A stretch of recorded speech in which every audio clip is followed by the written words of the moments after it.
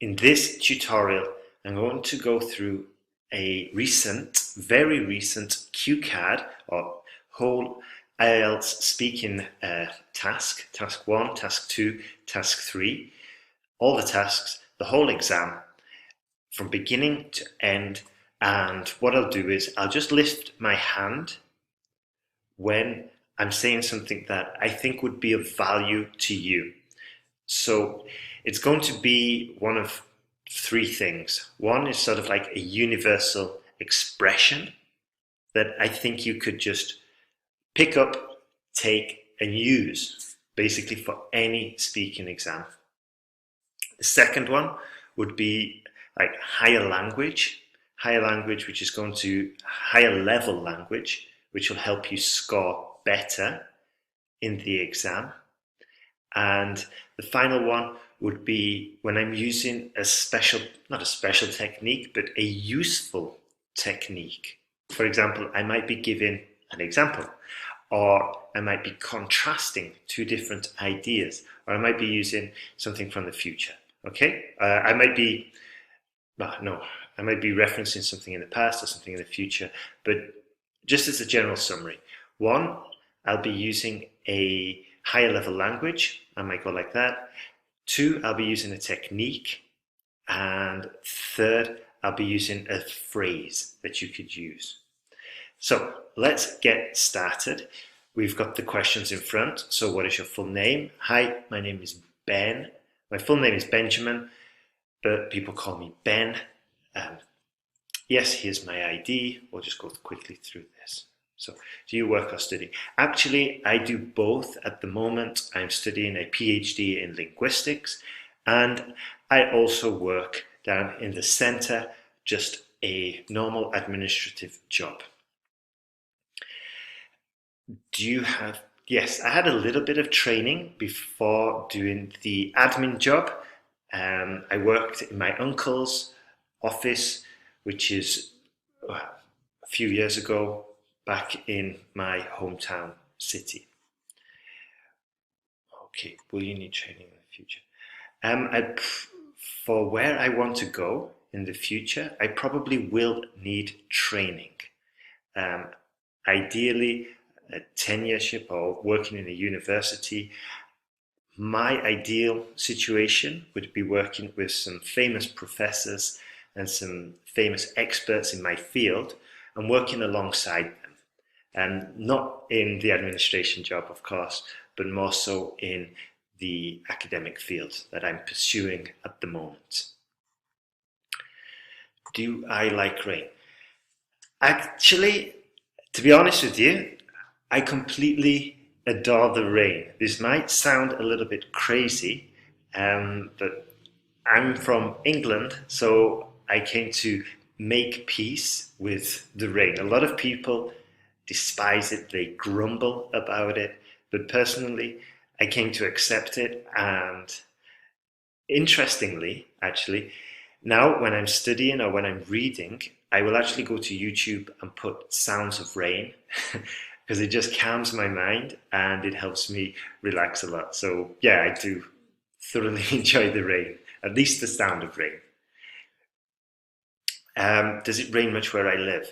It rains quite a bit, actually.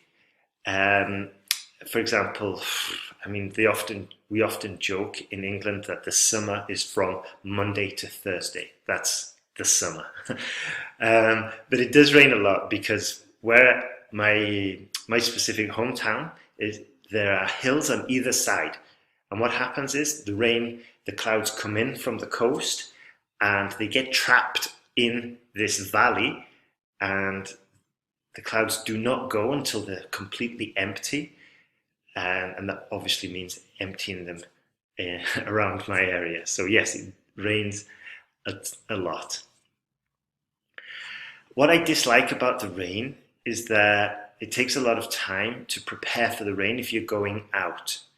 So you have to put on your shoes, you have to do the laces, you can't just slip on a pair of trainers, you have to do the laces, then you have to get your coat, then you have to get your hat and maybe an umbrella. And for me, I dislike all this preparation. I much prefer just to go.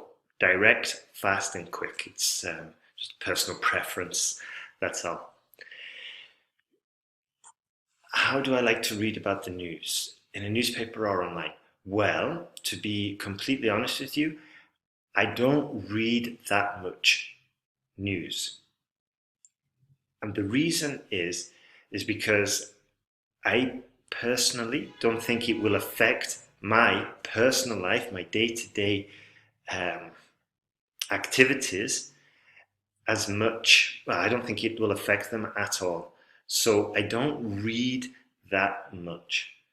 I prefer to focus my attention or spend my time doing things that will affect me on a more personal level. Maybe it's a little bit selfish, however, it works for me. I find that I'm able to attain my goals, and honestly as well, I find the news tends to have a more negative slant on it. So I prefer just to read other material.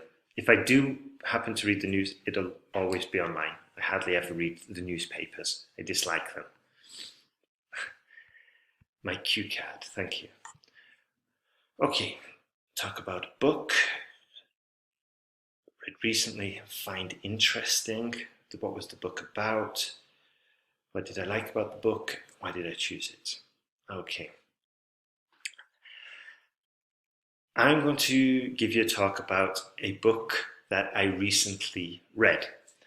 The book was called Autobiography of a Yogi, if I remember correctly, and it was written by a yogi called Yogananda, and it basically tells his story about him growing up as a child in his family in India. I think it was in rural India, and how he basically followed this spiritual path and his growth while he was on this path, and the challenges, the experiences that he encountered. I really enjoyed the book because it gave me a very interesting insight into India. And it's a country that I'm fascinated by, but I learnt a lot. I learnt about the ashrams, I learnt about the diet, I learnt about different types of yoga, the Kriya Yoga, the Ashtanga Yoga, and more than anything, I was really inspired by his tenacity and determination to reach his goal, and also his ability to learn. For example, he was really hell-bent on going to India. He was really determined, not to India, to the Himalayas. He really felt that he had to go away, spend some years there, meditating and doing yoga to get to the next level. But his yogi, or his mentor, kept on persuading him not to and telling him that it wasn't really necessary. But he persisted. Eventually he did get there, but he only went there like visiting, if I remember correctly. So why did I choose this book? Well, I chose the book because at the moment I'm trying to get into yoga. I'm trying to get better at this practice, and I find that if I read something as well as doing the physical activity, as in like completely immersing myself into this discipline or this new subject, I find it a lot easier to keep motivated. And plus, I'm usually going to be around sort of like similar-minded people, so I can talk to them, I can connect with them about certain topics in the book, and there's a bit of an overlap as well. So basically, it's just to strengthen my knowledge, to go a bit deeper, and to also get familiar with the terms. And also, I found that, for example, in the yoga studio, there's a lot of physical work, but not that much theoretical work. And I like to engage both disciplines or both aspects just to deepen my own learning. And this is the same when I was playing football, when I was doing martial arts. I like to learn the theory and also, of course, do the physical, just to give myself a better, fuller understanding. So that was my small presentation about a book I've recently read, and yeah, I strongly recommend reading it if you're interested in that field. Yes, I would recommend it to other people, especially the people, like I said before. I'd recommend it to the people at the yoga studio, my friends, because they're interested in this topic as well. You could say that they are on a similar path. I wouldn't recommend it to certain other people. For example, my dad. I'm not saying that my dad is closed-minded. I'm saying that he's a little bit more traditional, obviously from a different generation, and he generally views this stuff with a little bit of skepticism, and he'd probably just call it poppycock, as he would say. So, yes, I definitely recommend it to certain friends, but to other people, probably not. I think sometimes the movie can be definitely better than the book, can be in certain instances. However, in my personal opinion, just from the top of my mind right now, I'm thinking of a few books where the written version absolutely blew away the movie. For example, War and Peace. Love and War, Love and Peace. War and Peace, sorry, the Russian book. That was amazing. And then I watched the series afterwards, and it was terrible. There was no connection between the characters that I created in my mind from reading the book and then the characters that were showed in front of me. So I think occasionally maybe the movie can be better, but in my personal experience, I found that the book is often better. For example, also with the movie The Beach, I found the book considerably better. With Lord of the Flies, the book was considerably better. So probably actually I would say the books are better than the movies. Would I read a book before watching the movie? That's difficult to say, because usually I don't consciously decide.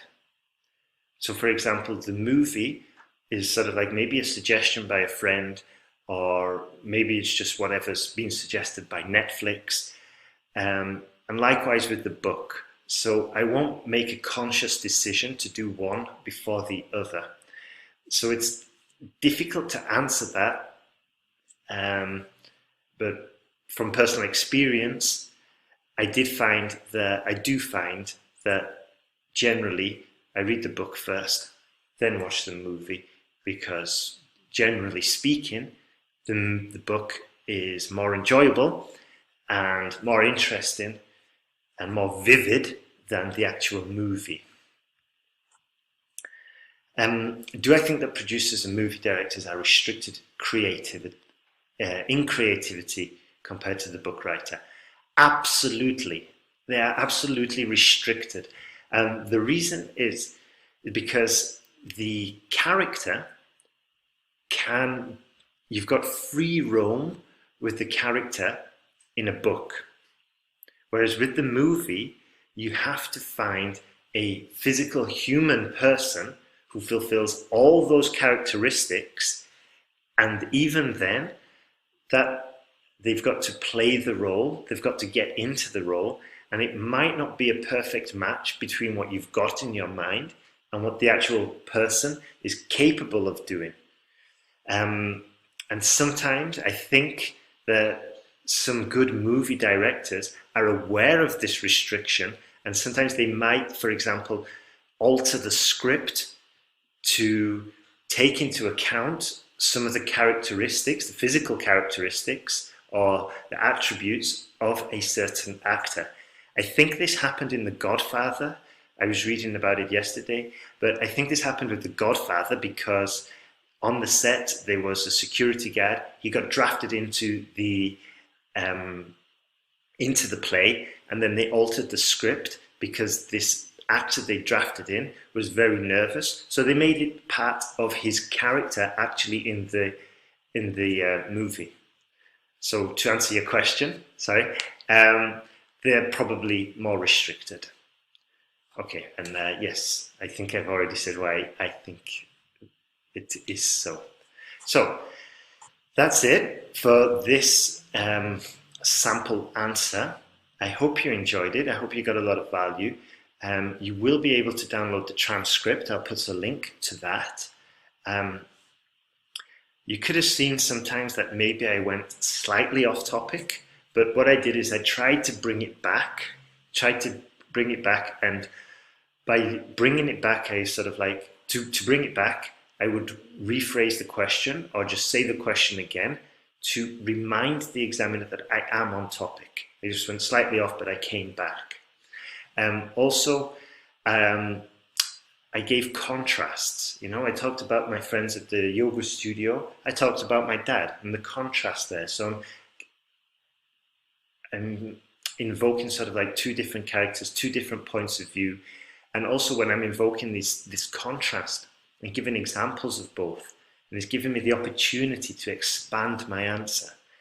And also with most of my questions, I gave a reason. I said, and this is because.